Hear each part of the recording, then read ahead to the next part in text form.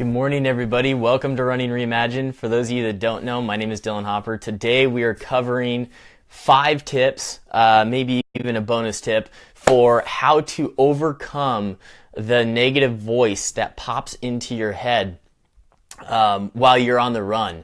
This is something that we all have faced, we all will face, and it's just something that it's one of those battles that we'll continue to have to face, but the difference is how efficient you can be at when it initially pops up, how to overcome it.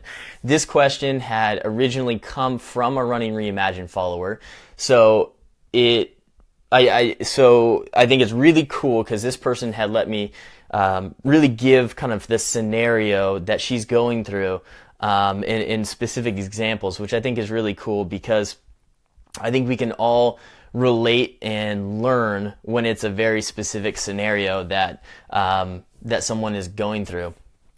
So just to give a little bit of background on this, so this person has been running for about 2.5 years. They have run several 5Ks, several 10Ks, and have even run 4 half marathons. So they've run quite a bit.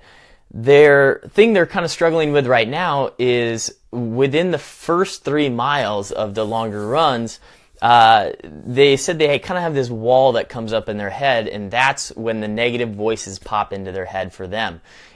That's when there's specific questions that come up, like, why am I doing this? And then that stems into, I don't like running. And then, it just continues down that spiral.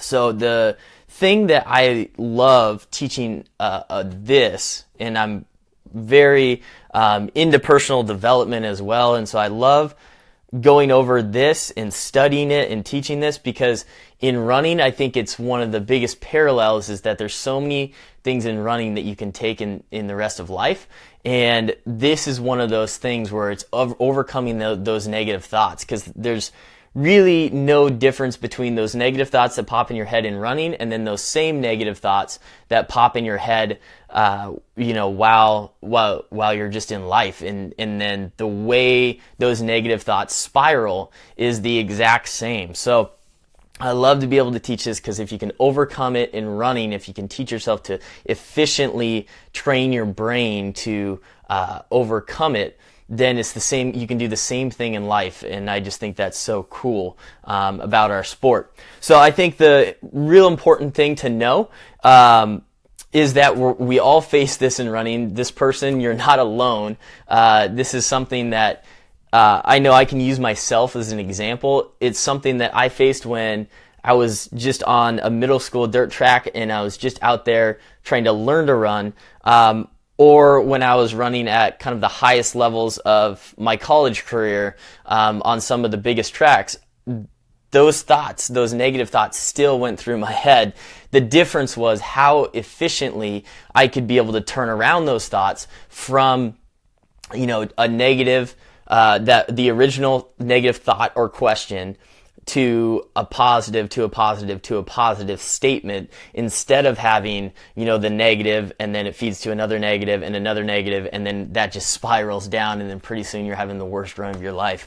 So this is something that is completely normal. It's something that you'll continue to face, and it's just something that you'll have to be able to practice. It's a skill to be able to train your brain how you want it to think, how you want it to react.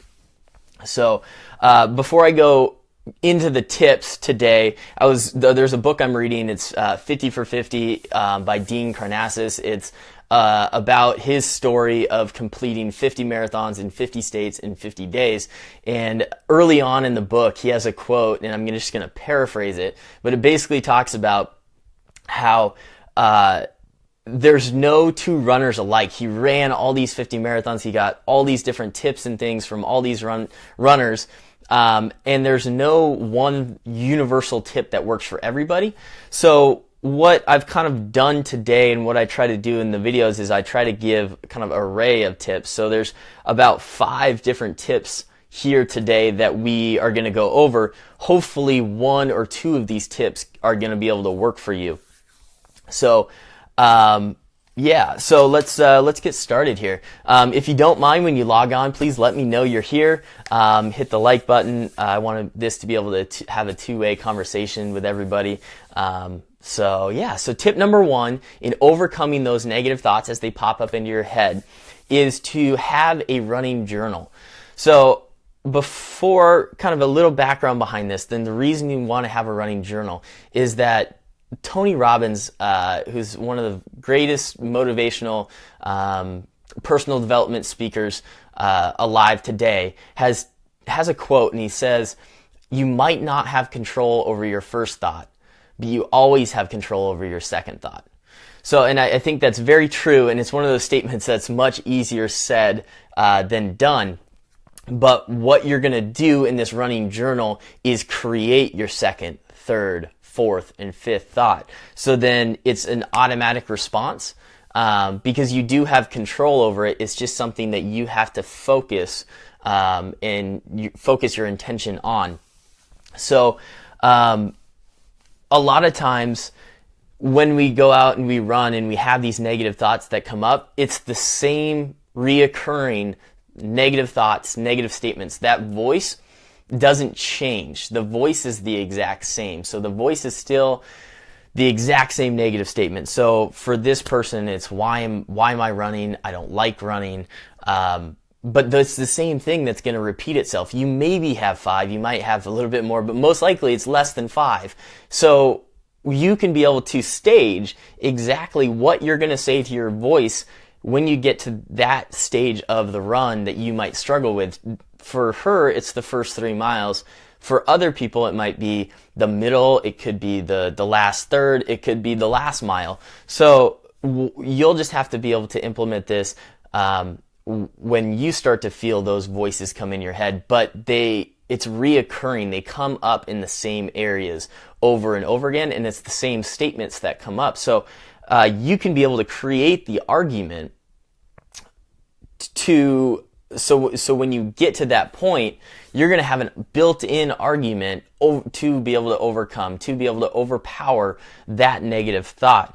The second thing I kind of want to talk about in our brains and how it works is that you're going to focus on what you focus on, you'll find. So if you look behind me and you look at this wall of numbers, and I tell you to look for everything red, find all the red numbers, find all the red plates, find all the red everything in these numbers. And then I ask you to look at the black. I was like, did you notice the black? And that's where your eyes will instantly be trained to looking for all the red numbers out here. And you probably looked at red backgrounds, but that's what you were focused on. Your mind wasn't focused on the black. So what you focus on, you'll find. What you focus on, you'll feel. So that first initial thought comes up, then you have control over what you focus on next. And again, that's easier said than done, and it takes practice and discipline to be able to train that to yourself. But what you're going to do in this running journal is you're going to write. You're going to go for your runs and you're going to write those negative statements that come up. And you're maybe going to have 5 of those statements. And then after that, you're going to create A through C, A through D.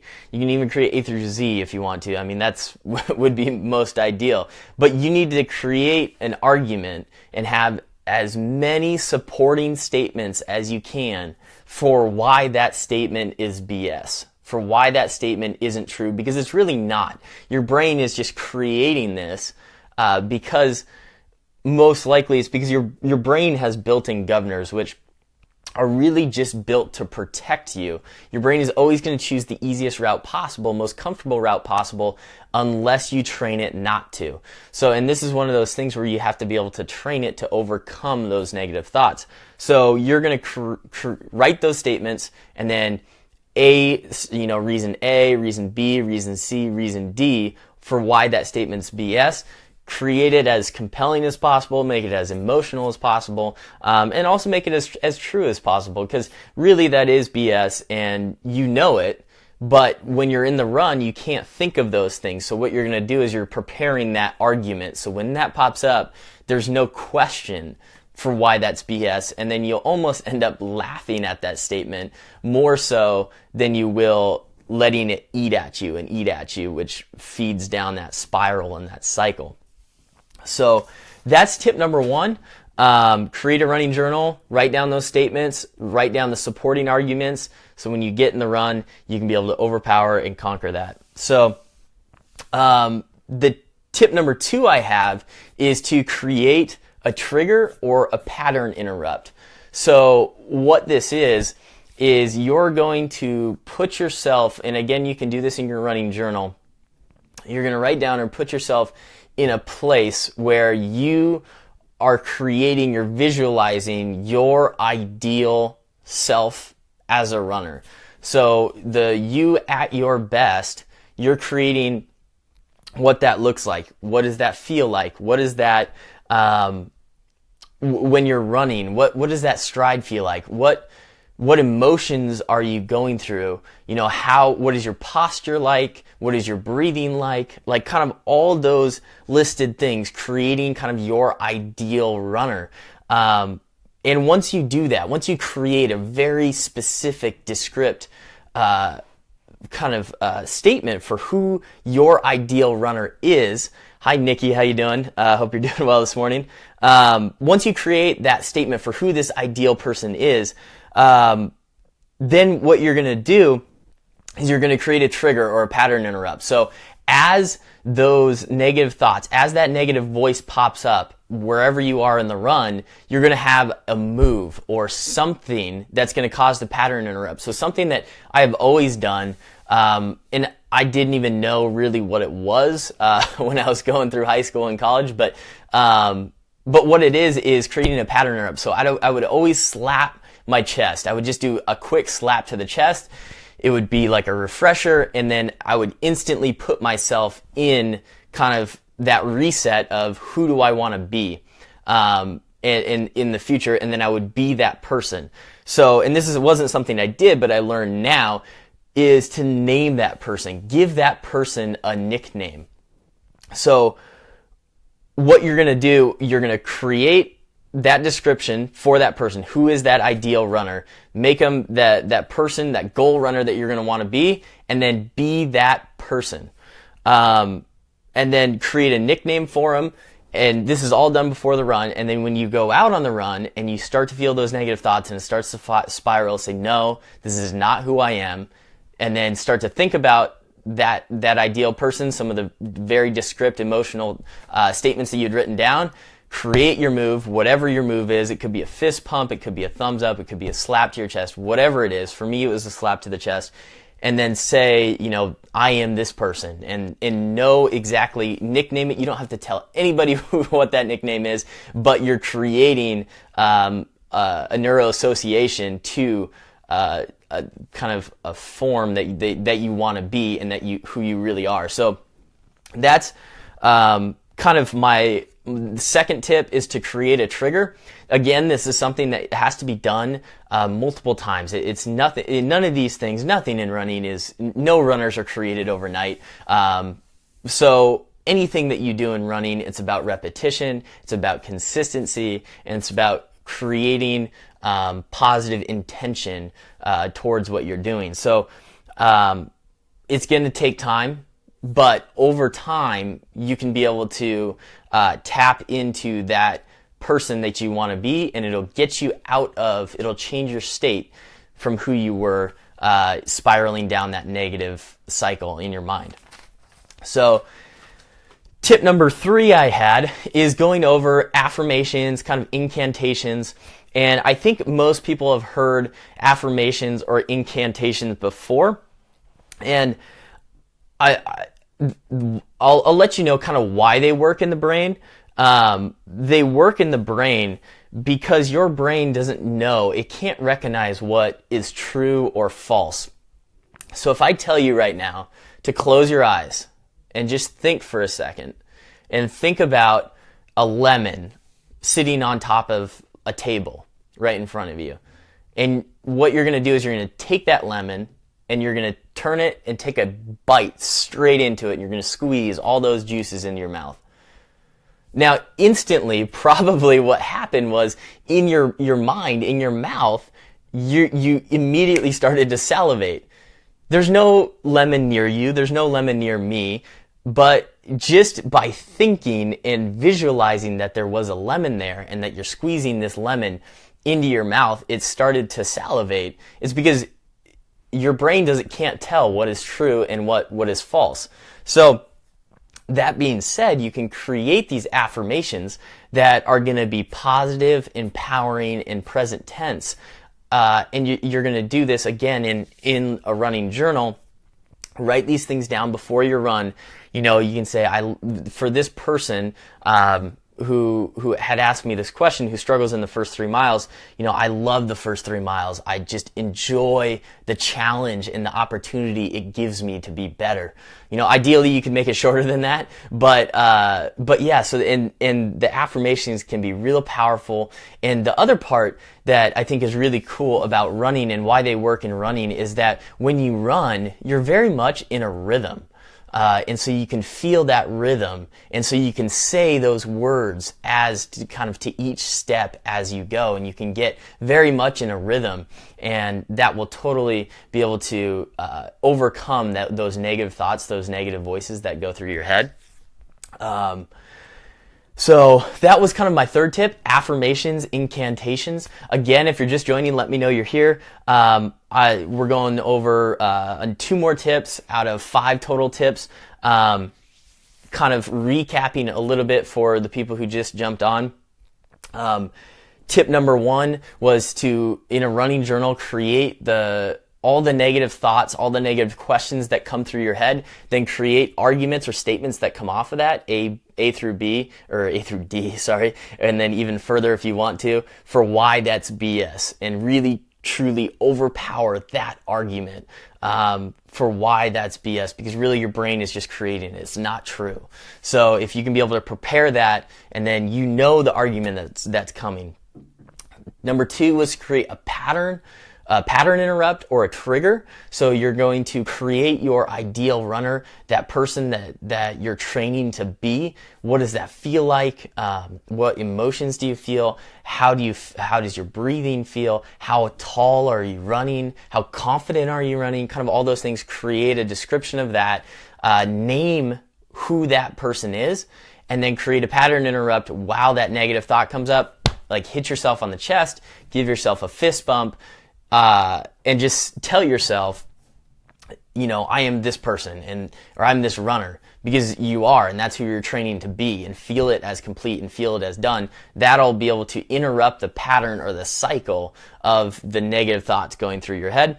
And then, like we had just talked about, affirmations and incantations, and how using these can really be a powerful tool, because your brain does not know what is true and what is false. It cannot distinguish the difference between what is true and what is false.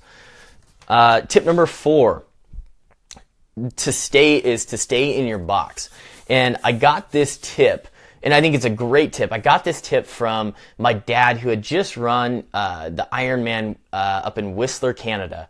And one of the tips that he had received kind of going through this training is it's such a long process. It's such a long, it's basically the longest workout that you could possibly do. And one thing that he had said is that his only goal was to stay in his box, to stay in his suffer box. So you know that you're going to suffer at points, and the size of this box is going to change. But essentially what it is, it's being present. It's focusing on your breathing, making sure that you're not breathing, short little breaths up in your chest, making sure they're coming, deep down from your belly. Maybe counting your steps, focusing on your stride, kind of just getting in rhythm, focusing on the present, focusing on the things that you need to do to get you to that next level, or the next checkpoint. Now, the suffer box changes throughout the race. When you start the race, a lot of times the suffer box, it could be 2 miles, it could be a mile, and then as you go, it usually gets smaller. And so, but everybody struggles at different points in the race. So wherever that point is for you, when you're struggling the most, you're going to be in a small box, and maybe you're just focused on getting to the next telephone pole. And so you're just counting telephone poles. I'm just focused on this one, then I'm focused on the next one, and then I'm focused on the next one. But I'm just keeping my eyes up, I'm staying positive, I'm focusing on my breathing, I'm counting my steps, kind of all those things that is going to keep my mind off of focusing on that negative cycle. Because what you focus on, as we had talked about before, what you focus on, you'll feel, what you focus on, you'll find. So really trying to stay present. This was something that really had helped my dad get through his first full Ironman. While the whole process, it was such an unbelievable thing to watch. It was so inspiring to see so many people of all different shapes and sizes, really put their body through this, and you could see the power of the mind as so many athletes had overcome those barriers. But this was one thing that really helped him, was to stay in this suffer box, focus on the here and now, and stay present. So I think it's a great tip, and I think that it can really help you. So tip number 5, and this one is really fun, and this was something that I had read in an article about, and there was a study that was done just recently, and it was based on the Breaking 2 project, where Eliud Kipchoge had people notice that while he was running, trying to break the 2-hour marathon barrier, every now and then he would smile, and people on Twitter were going off, and they're all asking, why is he smiling? Is he really having this much fun? Is this an intentional thing? And so then there's this study that took place, and they were able to actually measure, I'm going to look at my notes for this because I don't want to screw this up, but they were able to measure the how much oxygen you can consume at a given pace. So the results proved that your running economy improved by a little over 2% just from smiling. And again, I think you can call it hokey. Yeah, it says Nikki says it works for her.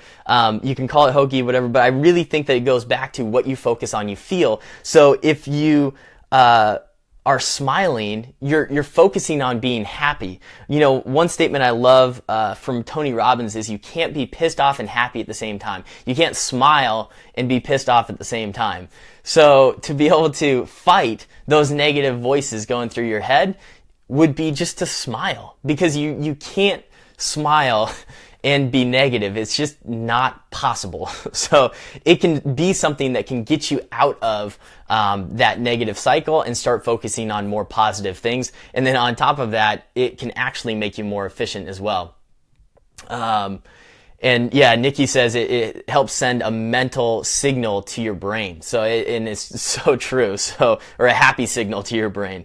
And it's so true. So I really like that tip. Because one, I think it works, and then two, I didn't realize that it would actually make you more efficient in the amount of oxygen that you're consuming at a given pace, which I think is pretty incredible. And I think that if you watch that Breaking 2 project, they did every single thing they possibly could to be as efficient as possible. So they're very intentional about every little detail that they did in that run.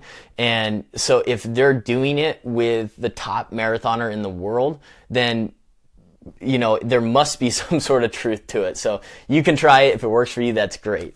And then tip number 6, and this is kind of a bonus tip, go back to knowing your why. If you can know your why inside and out, it's going to totally, if you have a strong enough why, you can overcome any negative that you'll ever feel.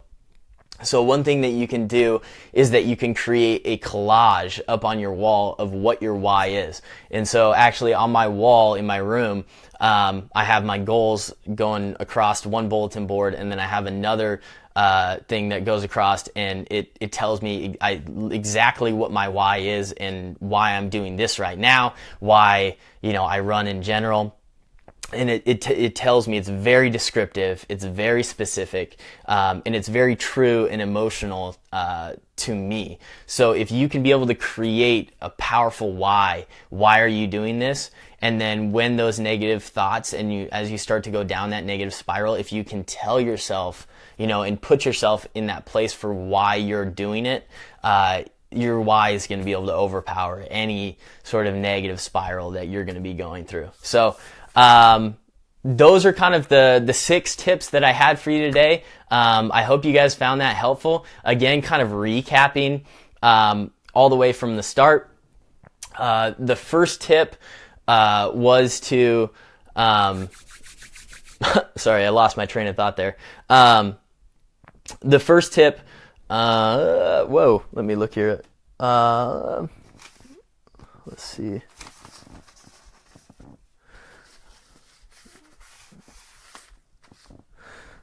Okay, yeah, sorry about that. So the first tip was to create a running journal. Really, I think that goes into kind of all your all these is to create a running journal. I think they can be so powerful and helpful for you. But what it is to create that argument, right? Because all you're doing is you're having this argument between your brain, between those negative voices, which are false, and those true statements, which are going to be positive and empowering. So you're going to create, we all have the same reoccurring statements. So it's going to be probably 4 to 5, maybe more, maybe less statements that pop into your head. They're going to be reoccurring. They're going to be the same thoughts. And so what you're going to do is you're going to write those down. You're going to write A through D, exact reasons why that is false. And what you're going to do is you're going to create just an overpowering argument that's going to totally destroy and dismantle this negative voice. So when this pops up, you're going to have every reason in the world why to tell it that it's BS. Tip number 2 was to create a trigger. So this is creating a trigger or a pattern interrupt. Essentially, when that negative voice pops in your head, most likely it comes up at similar points on your runs, on your races. So you need to be able to break that pattern. Breaking that pattern is in this idea, or this tip, is to write down and create kind of your ideal runner. Put yourself in that place, visualize yourself in that place. What does that feel like? What is your confidence level like? What is your breathing like? How tall are you running? Kind of make it very specific, very descriptive, very emotional, and then name who that person is. Give them a nickname. You don't have to tell anybody who that nickname is, but you can just do that and create a nickname for this person. And then as the negative voice pops up in your head, you can say, I can slap myself on the chest and change that state as soon as I can be able to use that as a cue, as a trigger, to changing your state from going down in this negative spiral. Tip number 3, let's see, I'm sorry, I feel like I covered so many things today. I just want to make sure I get everything covered. Tip number 3 was the affirmations and incantations. Really powerful. We've all seen them before. Our brain can't distinguish between true and false, and so you can be able to tell it, this affirmation, this incantation. You can say it over and over and over, make it positive, make it empowering, and make it present tense. And I think with running, it's really easy to be able to use it as almost a mantra, because we're constantly in rhythm, taking those strides. Get back in rhythm. It can help break that negative cycle. Tip number 4 is to stay in your box. This was a tip that was given to me from my dad, who had just completed his first Ironman up in Whistler, BC. And it's about staying present, keeping yourself in what's in front of you right now. This box may grow, it may shrink throughout the race. As you start, your box may be a mile. As you're at your worst kind of suffering point, it may be just to the next telephone pole, and you're just focusing on the next telephone pole, and you're just maybe counting your steps to the next telephone pole. You're focusing on your breathing, making sure that they're deep breaths coming from your belly, not high up in your chest. And staying positive, and just staying here. So staying present. Tip number 5 was to smile. Smile, it's actually been proven that it actually improves your running economy. So, just by smiling, again, you can't be you can't be happy and pissed off at the same time. So as those negative voices come up, just smile, because eventually if you continue to smile, that's going to be broken. It's like if I told you to start just hysterically laughing and just to fake laugh and just to keep going and keep going and keep going, eventually that laugh would turn real. So, and if you don't believe me, try it. But yeah, so that's really what that is.